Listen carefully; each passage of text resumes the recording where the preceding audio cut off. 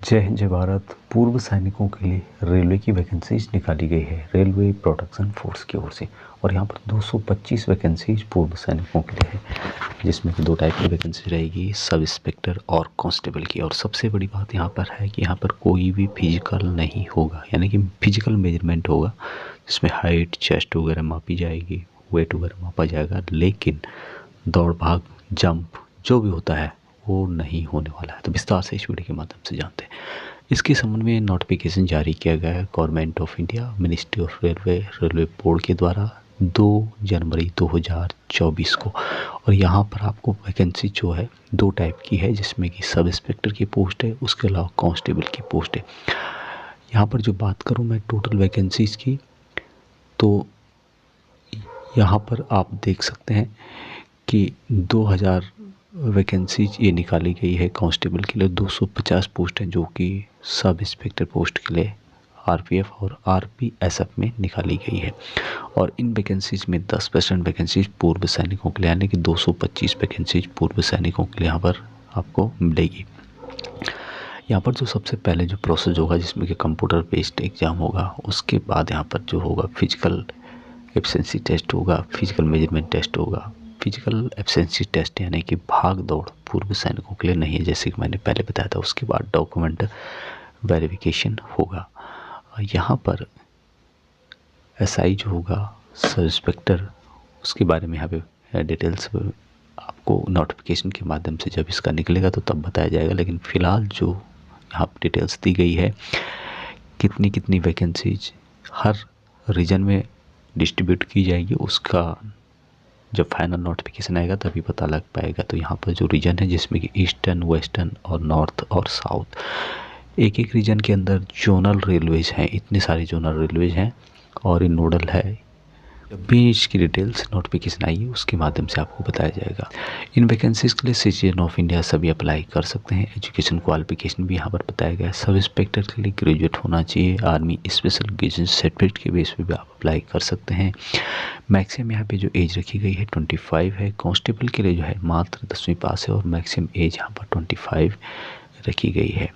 अभी बात करें यहाँ पर पूर्व सैनिकों को क्या रिलैक्सेशन दिया जाएगा, तो यहाँ पे बताया भी गया है exservicemen only for post of sub inspector central government employees other than exservicemen who have retired not less than 3 year of regular and continuous service on date of rank. उसके बारे में यहाँ पर बताया गया है। सैनिकों को किस तरह से एज रिलैक्सेशन दिया जाएगा उसकी जानकारी यहाँ पर बताई गई है।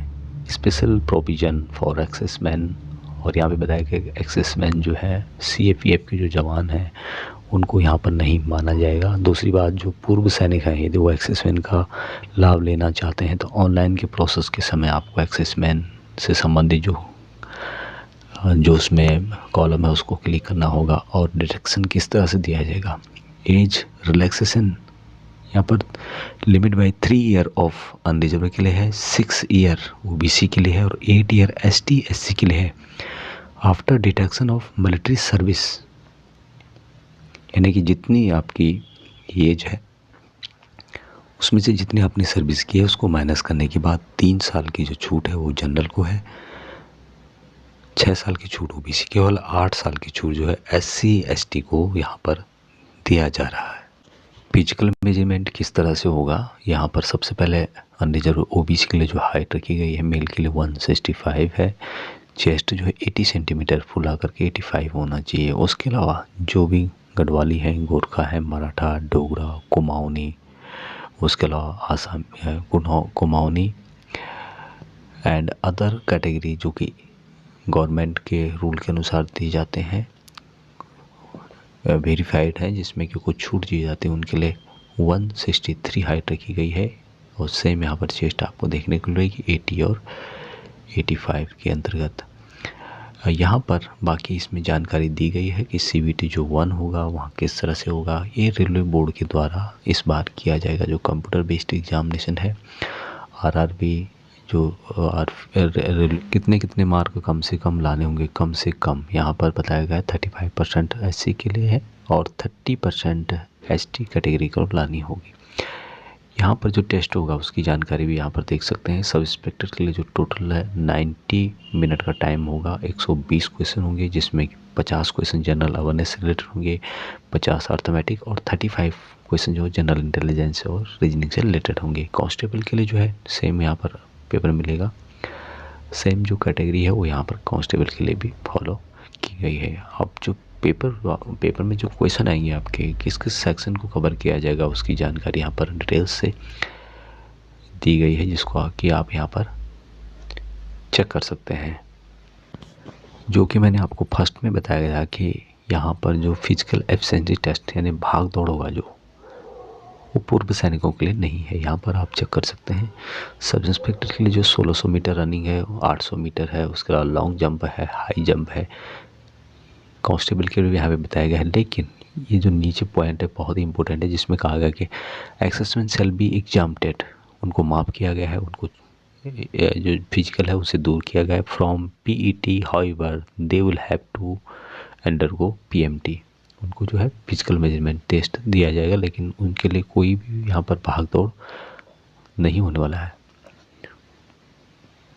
एसआई के लिए यहाँ पे बताया गया है कि 120 जो मार्क आएंगे, जिसमें कि अनरिजर्व और ओबीसी के लिए 42 मार्क, एससी एसटी के लिए 32 मार्क, क्वालिफाइंग मार्क रखा गया है। तो उससे कम यदि आपके आते हैं तो आपके लिए समस्या हो सकती है। कांस्टेबल के लिए भी यहाँ पे बताया गया है कि टोटल 120 क्वेश्चन आएंगे, जिसमें कि अनरिजर्व के लिए और ओबीसी के लिए 42 मार्क्स लाना ज़रूरी है, जबकि एससी एसटी के लिए 36 मार्क्स लाना ज़रूरी है। ऊपर जो बताई थी मैंने 30 और 35 वो एक परसेंटेज के तौर पे थी, यहाँ पर मार्क में क्लियर किया गया है। डॉक्यूमेंट के बारे में बताया गया है, जिसकी जानकारी आप यहाँ पर देख सकते हैं। The following document is original as well as their self attested copies होनी चाहिए will be required for verification is respect of candidate who qualify in PET PMT. जो क्वालिफाई कर देते हैं उनके बाद यहाँ पर डॉक्यूमेंट की रिक्वायरमेंट पड़ेगी। सबसे पहले है कि मैट्रिक और ग्रेजुएशन का सर्टिफिकेट होगा, कास्ट सर्टिफिकेट है, ST OBC, discharge certificate for exservicemen, 2 copy of self attested, colour photographs and objection certificate, NOC. यदि कोई ऑन सर्विस में है वो अप्लाई करना चाहते हैं तो उनके लिए एनओसी बहुत ज़रूरी है। डोमिसाइल सर्टिफिकेट और जो ईडब्ल्यूएस से रिलेटेड है उससे रिलेटेड सर्टिफिकेट की रिक्वायरमेंट ज़रूरी होगी।